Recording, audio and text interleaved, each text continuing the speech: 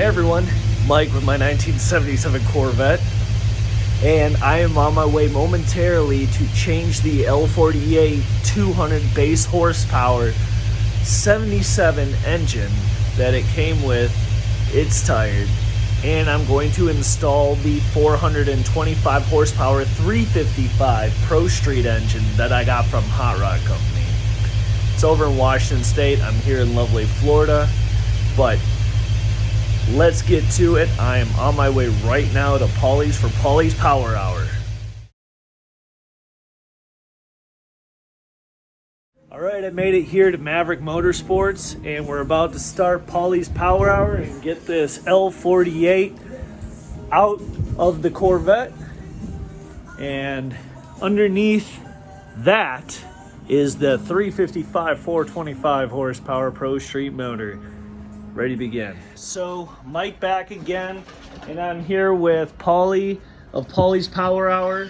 He's got his own channel. He's connected out there with Motor Trend. He's got some friends out there, and he's a know-it-all when it comes to classic cars. It doesn't matter if it's fuel injection, carburetor, etc. As you can see, we are well underway when it comes to this 77 L48 that pumped a whopping 180 horsepower. I know I've said plus or minus. Probably minus. And mind you, that is base horsepower. But this tired 77 350 is coming out. She's been reliable, but it's time again for this beautiful 355 to see its day by the Hot Rod Garage. We're going to talk about them a little later. We got Kit from Knight Rider out here with the Stealth Ram. Paulie can talk to you all about that, but we're gonna talk about real quick. So when you're dealing with the Corvette, you want to take off the hood. First foremost, hood. Make room, get everything out. Toss me that 9/16 ratcheting wrench, would you? Thanks. You want to get the hood off. You want two people for this. It is awkward. Make sure to mark where the brackets go. That way everything is gonna strangely light. Hey, fiberglass. And you want to make sure that that is marked so that way you can line it up, not have an issue when you take it off. Other than that, a 350 is a 350 is a 350. It's super easy. You start unbolting pretty much everything. A small block Chevy is a small block Chevy is a small block Chevy. And Paulie's Power Hour, we're talking about how we bag everything up. He does a wonderful job making sure that all the bolts are labeled, because when you got a lot of hardware like this, you want to make sure it's all labeled. Other than that, you got the water pump that comes off. You want to drain all the fluids. You got the starter. It might be easier for you to get that from that side. Okay. And we labeled these belts because the two belts are very similar for the Corvette. For the AC compressor, we got the R4 here, and then you also have the belt that goes to the alternator. We got the alternator off. We're going to take off the Quadrajet.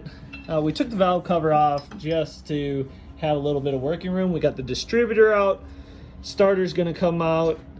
And then it's we took the headers off already.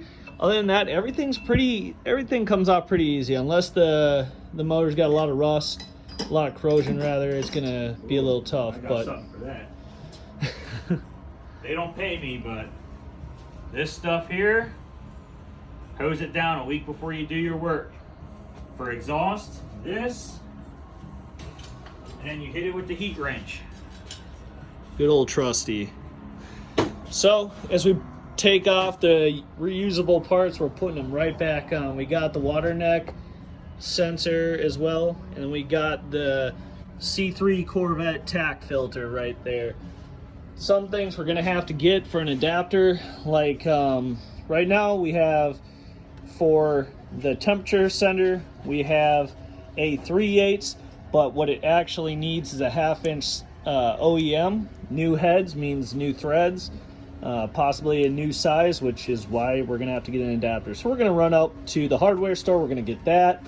And we also took off the bung adapter for the oil pressure sensor, we're gonna reuse that. As you can see, it's cleaned up, and we are off to the races.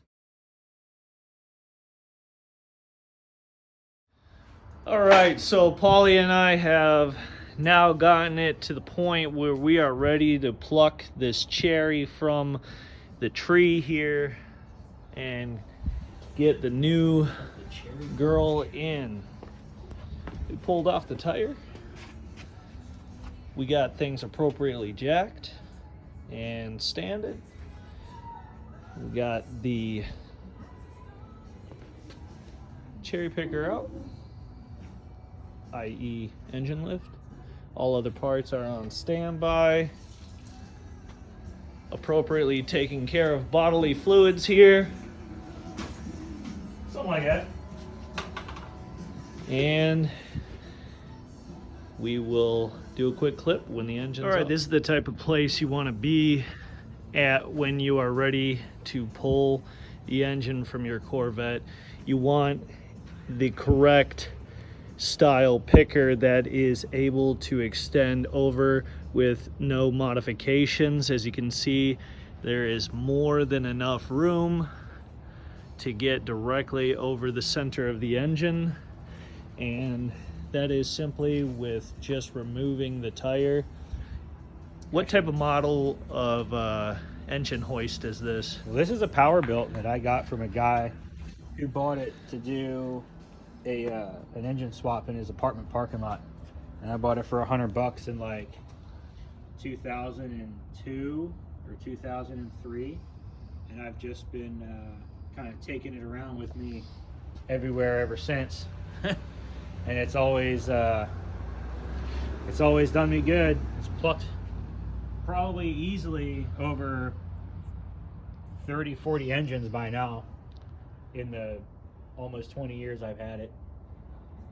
Very nice. So just so everyone knows, we removed all the bell housing bolts. We removed the 3 torque converter bolts first, which you're able to get.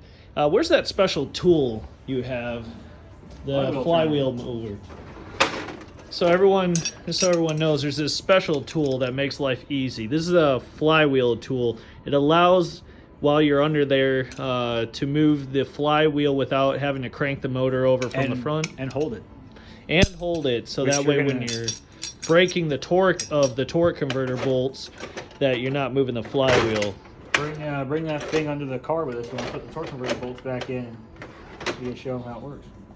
Now, with all the plugs having been removed from that engine, there was no compression to combat us when we were turning that flywheel. Flex plate, excuse me. So that way it was really easy. Yeah, it's easy to call a flywheel. It is flex plate. Well, you're correct, flex plate. So we got the 3 torque converter bolts out. We got all the bell housing bolts out. They broke rather easy. And now it will stay in place. Do not worry, it will stay in place as you move the car until you pry the 2. There are these little dowel pins that hold the transmission bell housing and the engine together. So you'll need to just pry and break it free, but that should be supported. The engine should be supported before you do that. And you just have the engine mounts that you got to pull, and that's it.